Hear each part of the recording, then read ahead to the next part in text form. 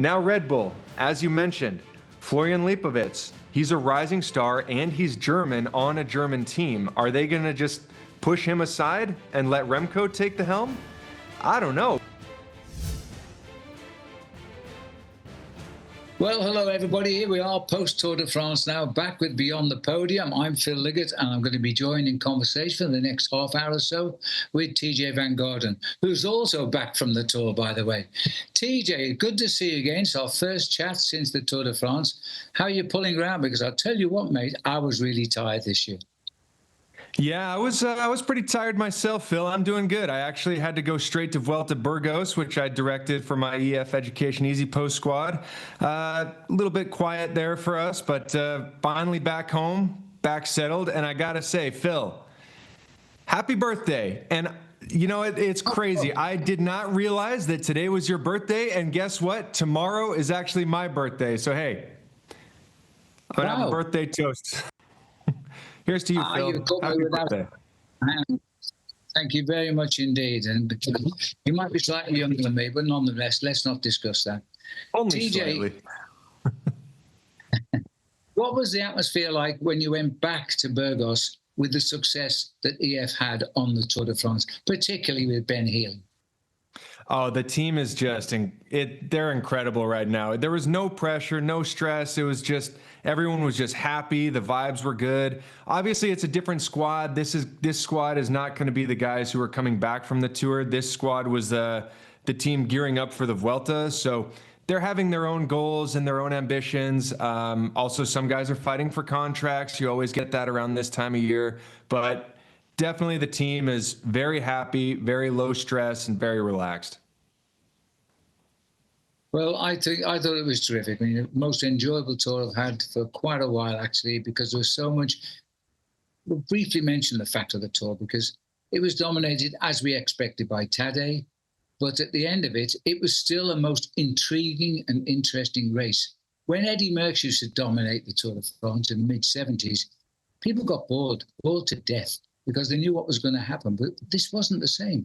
Other guys did take part. So I did enjoy the Tour de France, but let's move on. We have another young, he's not so young now, he's 27, but another American star has got himself in the limelight last week in the Tour of Poland. Talking about Brandon McNulty, who, quite honestly, I've expected him to win a big race long before now. This guy's been knocking on the door for a while, but he's on Tadej's team, don't forget, UAE. So he may have had a little bit of withdrawal symptoms and got a bit jealous about Tadej's success. What do you think? That was a great win in the Tour of Poland. Amazing victory. He was second the day before and then just clinched the deal in the final time trial. And that's what Brandon McNulty does best. He's a brilliant time trialer. I see a lot of myself, my kind of similar riding style in Brandon McNulty. A good time trialer, good climber. He can cinch the deal in the end. And I mean, I was actually shocked to hear that this was, I think, his first World Tour stage race victory. And because I'm thinking, Brandon McNulty is such a rock star, you would think that he would have racked up a bunch of wins by now, but he's also just a great teammate, and a teammate that is on a stacked team. I mean, you have Juan Ayuso, João Almeida, Isaac Del Toro, and Tadej Pogacar. So usually he's having to, do the grunt work for the team. But when he gets his own chance, he's very capable of sealing the deal. He became a World Tour rider a long time ago, really, for a man at this level, 2020. And he's always been on the big team, UAE. So he's always been up against the big man. Yet he still managed to eke out for himself 18 wins, which I think is a pretty tremendous record. As you well know, and I'm not referring to you, Tejay, but many pro cyclists come to a whole career and don't win a single race. But this guy, for me, has been threatening the big one. Now, the Tour of Poland is not the biggest race in the world, but it is right up there with the big riders racing against you. And he nailed it nicely, as you say, his speciality, the time trial. But he was a junior world time trial champion back in the day, and I'm trying to think when it was. But it was a while back. It was, I don't know, back in maybe 2016 or 17. And he's nearly hit 17. The jackpot and the medals. Was it 17? See, time flies when you're having birthdays every day, Tadej. Tejay. You see, your memory goes as well. Well, you probably know him better as a person than I do. Do You didn't race against him, did you, at all? You must have done. Yes, I raced against him a few times. I remember the first time racing against him was the 2018 Tour of California. He was still on an American squad. I want to say Rally was the name of the team. And so he wasn't a World Tour rider yet. And I was actually in the yellow jersey, and I was just getting double teamed by Egan Bernal and Tao Geoghegan Hart up on the way to Tahoe. And they were just 1-2 attacking me, and then I blew up and I got passed by Brandon McNulty, and I had to like actually just claw into his wheel and have him help me try to get back, limit my losses. I ended up losing that Tour of California to Egan Bernal, but I definitely saw this kid coming. He probably was not even old enough to buy a beer in the US at that time, and I was thinking, he's the next American star.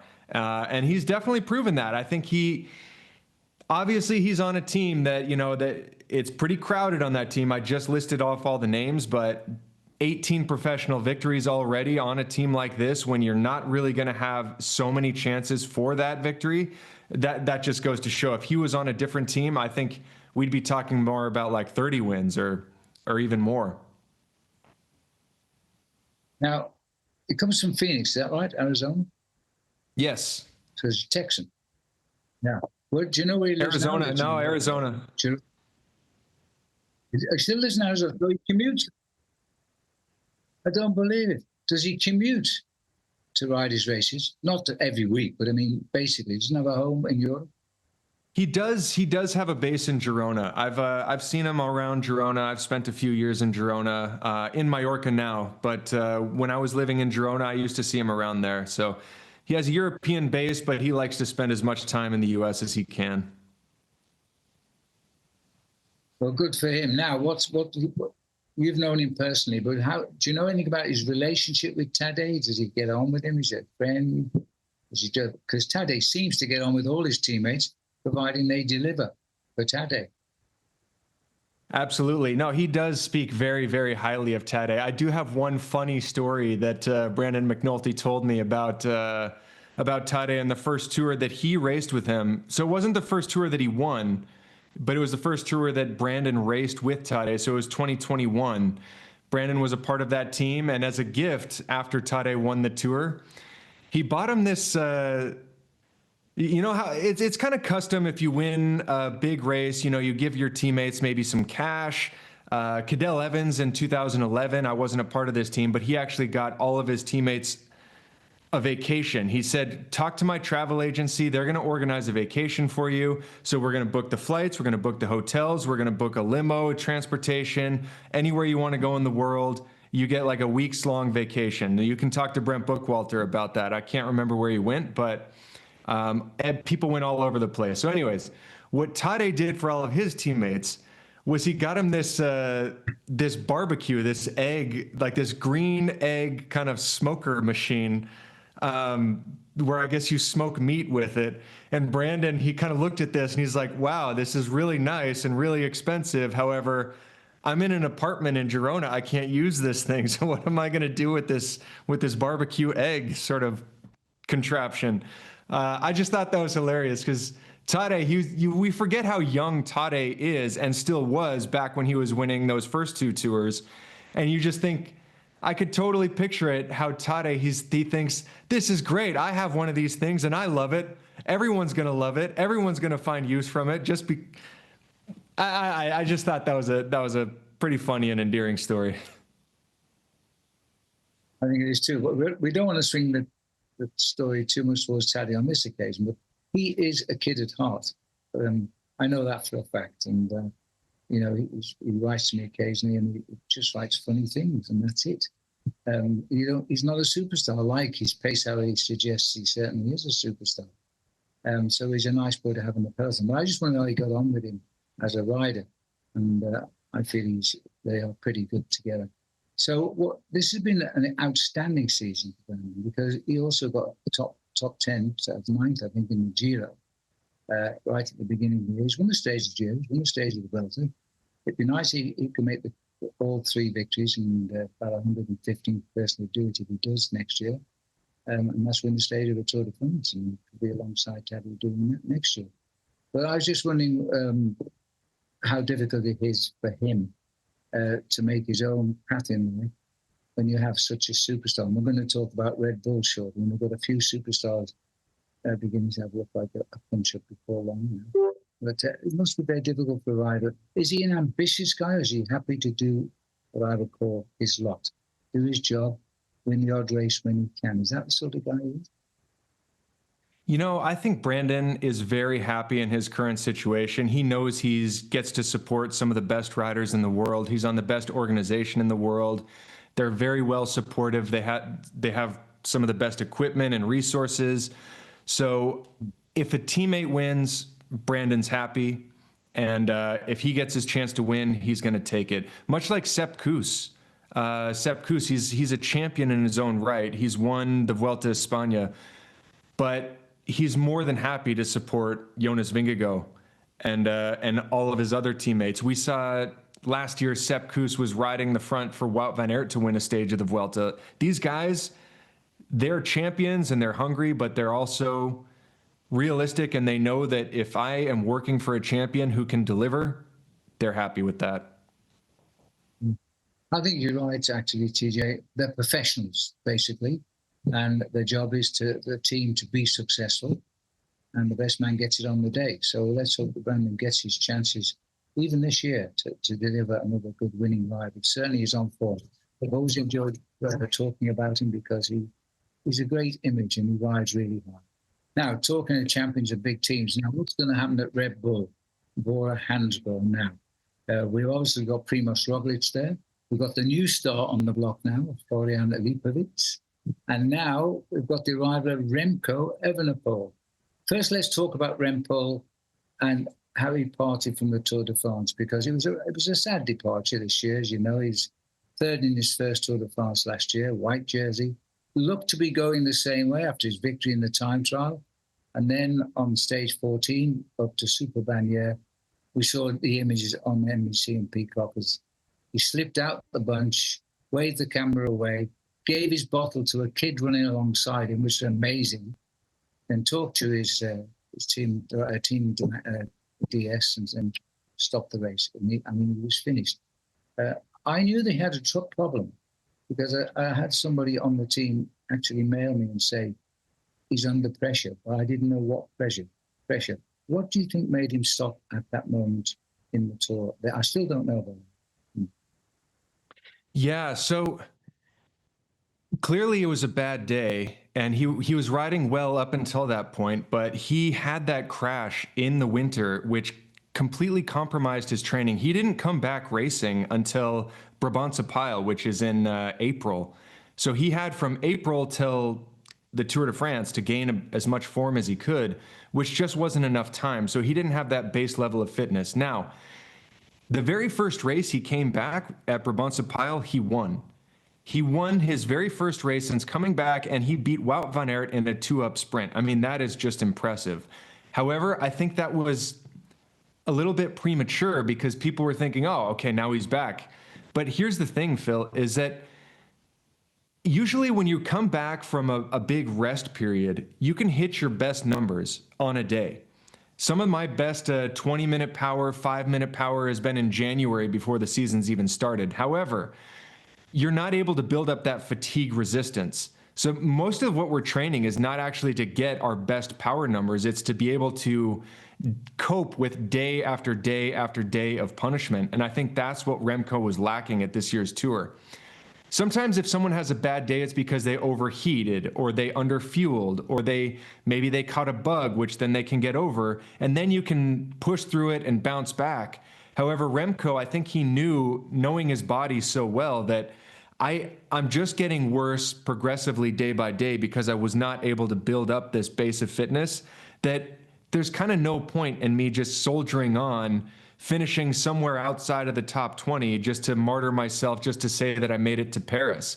There's no point in a champion like Remco Evenepoel, who's won rainbow stripes, who's won Olympic gold medals, who's won the Vuelta a España, to say, and who's been on the podium of the Tour, to say, I'm not just going to stay in this race just for the sake of making it to Paris. let's reassess, let's build up some more fitness, and let's focus on goals later on in the year and also into next year. Yeah, I agree with that entirely. His body wasn't ready after the long layoff to come back to that level of trying to podium in the Tour de France. It's the ultimate against the competition that he had. I was wondering also, though, if there was something we all didn't know about, and that was the fight that was going on, and there was lawyers involved to buy Remco out of his contract and then flip over to Red Bull. Everybody was talking about it, just waiting for the announcement. Of course, as soon as he retired, within days, out came the announcement he was going to Red Bull. And I just wondered if that worry and concern in the background fighting had simply turned his excitement out of that this year's Tour de France. And that's another theory I have. Anyway, what do you think about that? Yeah, absolutely. I mean, that's got to be a mental burden that he was carrying that just compounded all of the other issues. We saw them come into the Tour with the split objectives and goals, with half the team dedicated to Tim Merlier and half the team dedicated to Remco, which usually if Remco is showing up to a race, he is the outright leader. So he was already worried that, you know, we saw him lose time on the first stage in the crosswinds. And you would think Soudal Quickstep, this is the team that they usually give out the punishment in the crosswinds. They're not getting gapped. They're not having their leaders lose time. But I think all of that just kind of compounded, and Remco, that mental burden that he was carrying alongside, you know, coming back from those injuries, it was just, he's only human and he's young, and it was probably just too much for him to deal with. I think it was, but anyway, that's for the future. We're going to find out next season, aren't we? Because now the new team, Red Bull-BORA Hansgrohe, we've got 3 superstars on it now, one fading, one even younger than Remco, and the could be sort of coming together in the middle of next year. How do you think it's going to go this winter? Do you think you might get announcement by Roglic, I'm retiring or I'm leaving the team? Because he's bound to get offers. He's still got some legs. He rode a strong Tour de France, but there was no doubt in the Tour, even though Florian Lipovic was always in the podium position, Remco, coming to the end, showed how strong he still was, and he tried his best to attack his own team. I think that was obvious. Never read too much countering that situation, but he was out to win that Tour, or at least make the podium. And I don't think at what cost. I think he was just going to do it if he could. The answer was he couldn't. And of course, the other one is now is Remco's going to be fighting for a leadership role as well, and maybe a podium finish. Yeah, there's some really interesting dynamics with this move. And this move has been rumored for a long time about Remco going to Red Bull. First of all, you have to look at Soudal Quickstep. They just got a ton of money with this buyout clause from Remco's departure. So what are they going to do with that? They've already signed Dylan van Baarle. They have Tim Merlier, the best sprinter in the world. Are they going to go back more to a classics sprinter style team? What other big names are they going to sign? Obviously, they have some cash to deal with, or they have some cash at hand now that they can go and buy some other big riders. Dylan van Baarle, that's an interesting one. He's a guy who's won Paris-Roubaix, one Tour of Flanders, one Het Nieuwsblad, but he's a little bit one of those quieter superstars. I'm wondering if they're going to make a push to get a big classic superstar, someone like a Wout van Aert, who would slot in perfectly as a lead-out man for Tim Merlier and also be able to win a classic. I don't want to speculate. There's no rumors flying around about Wout van Aert leaving. I'm just saying, are you going to get one of these big marquee classics guys and go back to what the Quickstep of old looked like back when they had Tom Boonen or Mark Cavendish or Marcel Kittel? I think they're better suited for that. So I think this is a very good move for Remco and Soudal. They're not accustomed to being a GC team. Now Red Bull, as you mentioned, Florian Lipovic, he's a rising star and he's German on a German team. Are they going to just push him aside and let Remco take the helm? I don't know, but part of me thinks that Florian kind of benefited from having Roglic on the team. He could shun some of that pressure away. He's still a young kid. He could say, I have Primoz Roglic on the team. He's the captain. I've been in that situation before in 2012, when I was having a really good Tour de France. But I also had Cadel Evans on my team, who is the reigning champion or the defending champion. And I could just kind of say like, hey, don't look my way. Look, like, he's the guy. And I could just calmly and steadily just have a nice race without any pressure. And that can get you to the next level. I think Florian, being so young and so new to the sport, might actually benefit from having a Remco where it's like, hey, you take the pressure. I'll just wait in the wings. Maybe I'll ride the Giro. Maybe I'll ride the Vuelta. You take the Tour de France and just build steadily. However, Primoz Roglic, that's the big wild card, because you know that he is a leader. He's hungry. He's already been pushed aside for a leadership role by Jonas Vingegaard. Is he going to be happy with having such a crowded team where he's not the absolute dominant leader? I don't know. Maybe he will end up changing teams. I don't even know what his contract situation is. Maybe we just heard that Decathlon just came into some money. Maybe they're going to look for one of these big marquee leaders and say, hey, come to our team and try to win us a Grand Tour. That's not a bad theory, actually, because Decathlon just this month have won quite a few races. And so they're looking to end the season on a big high. There's a possibility with three leaders. Why not have three Grand Tours and let each one have his shot? In other words, we'll put Remco into the Tour de France. We'll give Florian into the Tour de France, because he did so well this year. We'll put Remco in the Giro, and we'll send Roglic out to the Vuelta. And you've got three strong leaders of the same team with different riders to back for them, because the team is strong as well. And it took them a while to come good this year. Red Bull, they built a classics team originally this year, and they did nothing to speak of. But they came good in the Tour de France, thanks to an unknown direction with Florian Lipovitz. And what about that anyway? Let's have a leader for each of the teams, each of the tours by the Red Bull team. Then we can cheer for Mr. No Name and not have to worry. Not a bad idea. Yeah, there are 3 Grand Tours. There are 3 big leaders capable of winning or at least performing in those Grand Tours. You just deal them out. But I would actually like to see if they can all get on the same page and all be in the same race together. That might be the only way to unseat a powerhouse like UAE and Tadej Pogacar. If you have a 3-pronged triple threat, I don't see that happening. I don't see if Primoz Roglic would be happy with that, as we've seen in the past. However, if that's how you wanted to play things, that would make a very interesting tactic. Okay, now, if you were Roglic, you can see 14 sites now.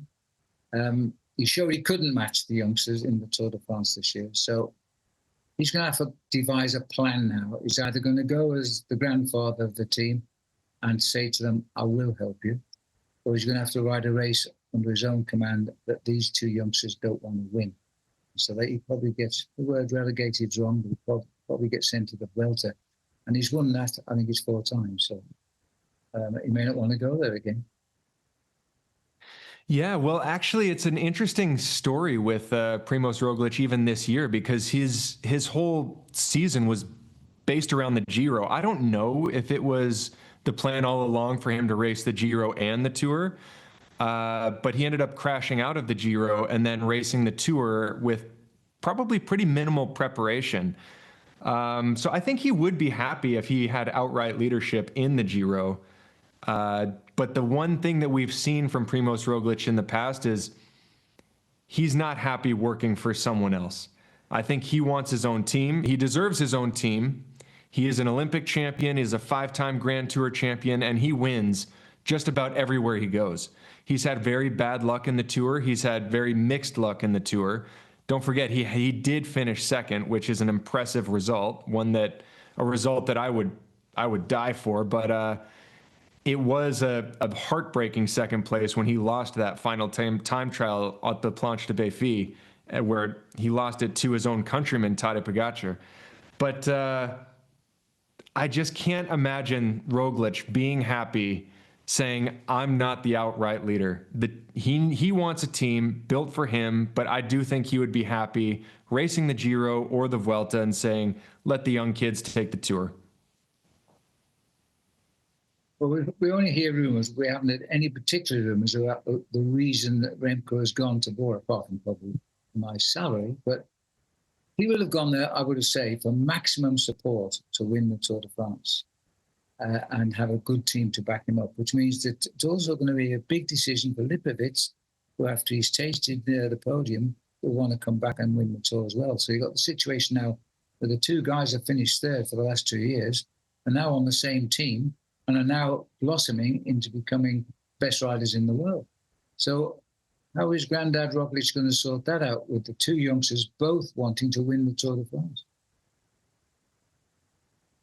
Well, I would like to think that Roglic, and I don't even know what his contract situation is. Maybe he's up for contract and maybe he's on the market. He has spent already 2 years at Red Bull-BORA, so maybe he's up. Maybe he has another year. Maybe he doesn't. I don't actually know. But assuming that he's back next year, like I said, I just can't picture him going to the Tour saying, I'm going to work for Remco.